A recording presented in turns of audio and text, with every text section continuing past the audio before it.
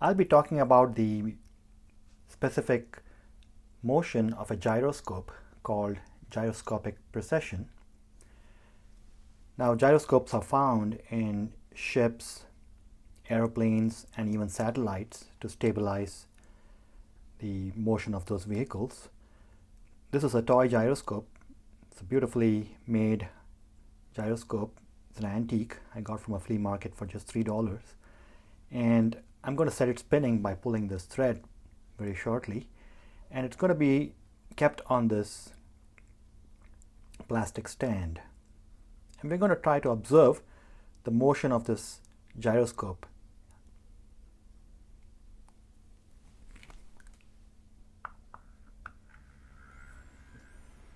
Now you see that it's rotating about the z-axis, where the z-axis is pointing towards the camera. And the rate at which it's rotating is about once every 2 seconds, I would say, at this point. Keep a careful look at that rate.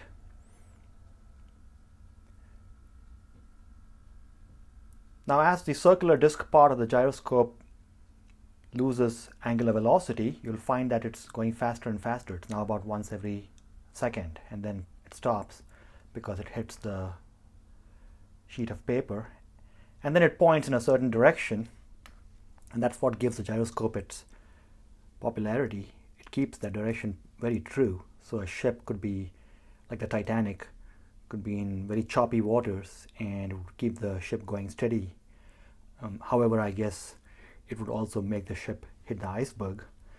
So we're going to study the motion of a gyroscope. Let's start by drawing the z-axis about which the precession takes place. That's called the space axis. These are just terms. The gyroscope itself, I'm going to draw as a rigid body, generic rigid body. So it's going to be some pear-shaped object with a certain amount of symmetry. So this will be the disc in that toy gyroscope that you saw.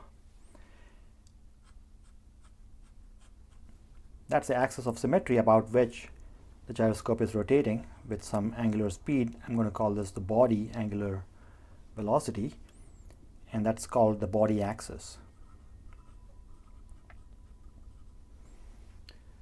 So what we're going to study is how this body axis goes around the space axis, describing a conical shape as it does that. So let's look at the specific point in the gyroscope called the center of mass. We are assuming gravity acts down, so there's a weight acting down there. And if we call this angle theta between the space and the body axis, then that angle is also theta. The distance between we'll call this the pivot point P, and the distance d is the distance between the pivot point and the center of mass of the gyroscope. I'm referring to the point where the gyroscope was sitting, this little hollow here, as the pivot. What we're interested in doing here is trying to find the period of rotation of this gyroscope as it goes around this space axis. That is called the precessional angular velocity.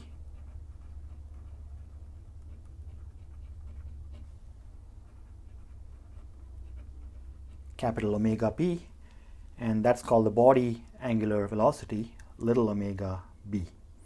Let's also make a note that the angular momentum of the gyroscope is going to be along this direction, because remember the angular momentum formula for a rigid body, it is L equals I times omega b.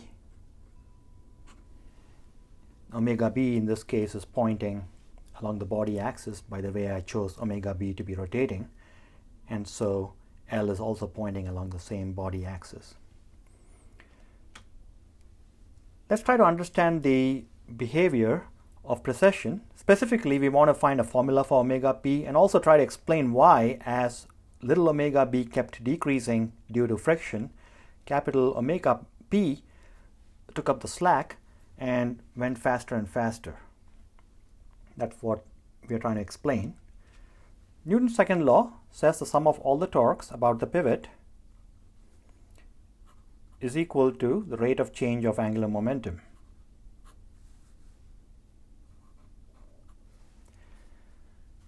Now we are going to try to write the magnitude of this for this picture.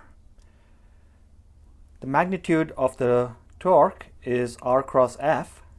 So r is this vector, f is this vector, and r cross f is into the page. So the torque is into the page, which I'll write here.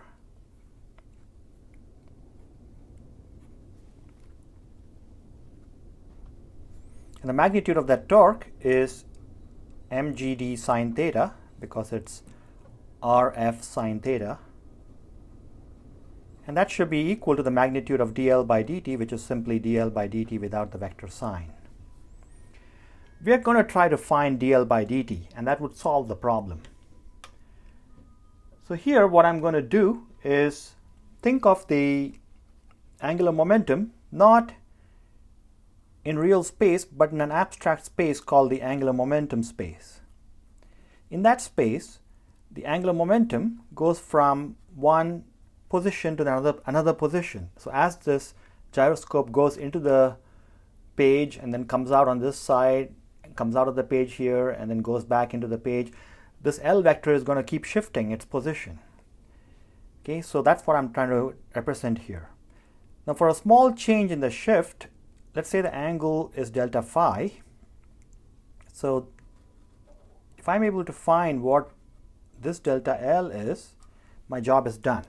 Now from here to here, there's barely any change in the angular velocity. The gyroscope does not slow down that fast. So there's barely any change in the angular velocity. So I'm going to take L and L prime to be about the same in magnitude. I'm just going to call it L in magnitude. So now I have an equation that I can write. If this is really small, I can think of this as the arc of a circle.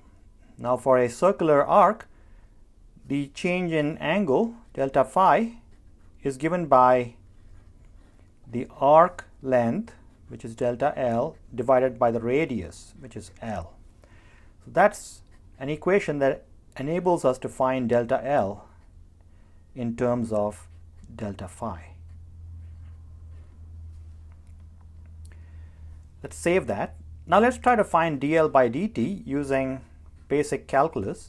Dl by dt is the limit as delta t goes to 0 of delta L over delta t. For delta L, I'm going to write L delta phi.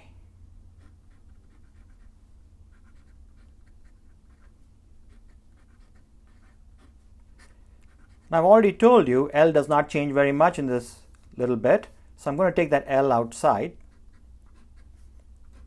times the limit as delta t goes to 0 of delta phi over delta t. Well, that precisely is the angular speed. The rate of change of this phi coordinate as this gyroscope goes around is precisely the definition of the precessional angular velocity, capital omega p. Now L is equal to I omega from here, so I can substitute that there. So this tells me the rate of change of the angular momentum magnitude is just I times little omega times capital omega.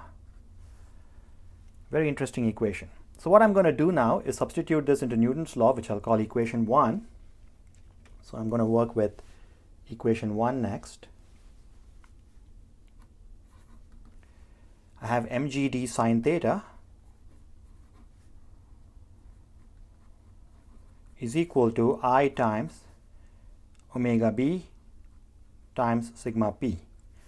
This can be solved for the precessional angular velocity. Mgd sine theta divided by I times omega b. So we have finished our problem. We have found an expression for the precessional angular speed of any gyroscope. Now observe the features that we have, and the two features that we want to focus on. The first feature is what we saw in the demonstration itself, as the body angular speed decreases due to frictional torques of the gyroscopic mount. The precessional angular speed increases. So the gyroscope starts panicking. If this goes really small, it starts to make up the slack by going faster like that. The other thing you notice is that when theta equals 0, omega p is also 0. So that has important applications to solar system astronomy. Let's focus on our solar system a little bit. All the planets go around the sun in an ellipse, but I'll just imagine that to be a circle here. Now certain planets which don't have any tilt, okay, I offhand don't recall if there are any such planets, they will not describe any precession because for them the angle theta is 0. So these planets will spin around their axes and go around the sun, but they will not have this precessional cone associated to it. Our Earth is lucky in that respect, and this is one of the ways in which the ancient cultures like the Mayans kept track of large-scale motions. So the Earth actually makes an angle. The body axis of the Earth makes some 23.5 degree angle with the space z-axis, and that causes precession. Now you may wonder, well, the Earth is a sphere. How does the torque act? The force of gravity of the sun will go straight to the center of mass of the Earth. Well, almost true, except that the Earth is not a true sphere. So this is where a little bit of a geography lesson is in order. If you look at the north and the south poles of the Earth, because when the Earth cooled down, it was rotating, right? So it did not cool down into a sphere. It's a flattened object known as a geoid. So there's going to be a little bit of a crescent of excess mass there. This can be thought of as a donut. So if I take that excess portion and squish it into a donut, I'm going to get something like this.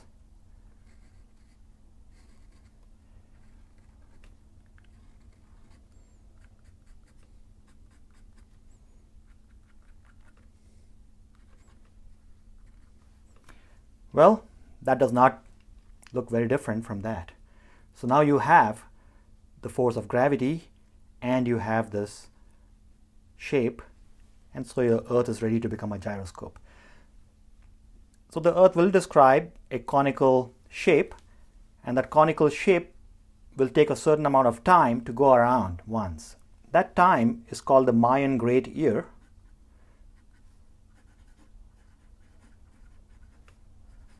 Because Mayans were the first culture to accurately measure it, it's about 25,000 years. Okay, now I just want to, for the sake of fun, just calculate what the ratio of capital omega to little omega is for the case of the Earth. So let's do that. Capital omega p over little omega b. Well, omega is 2 pi over the Mayan Great Year, and omega b, well, that's 2 pi over the time taken for the Earth to go once around its axis. That's known as a day. The 2 pi's cancel out, so that's the period of a day divided by the period of the Mayan Great Year. So let me just put those values here. Tp is about 10 to the 10,000 over 4, 100,000 over 4 actually. So that's 10 to the 5 over 4 years. But 1 year is 365 days, give or take. So that's going to be 10 to the 3 over 3 approximately days. So I don't want to convert it to seconds or anything because the day cancels out. And then I get 3 4s are 12 over 10 to the 8. Well, 12 is nearly 10, so that's going to be 10 to the minus 7. So the order of magnitude is 10 to the minus 7. So we conclude that omega p is 10 millionth omega b. That's a pretty astounding result. It means that to accurately show you the behavior of the Earth, if this goes around once in 10 seconds, so I'm showing it to you in real time, then this should have gone around 1,000,000 times.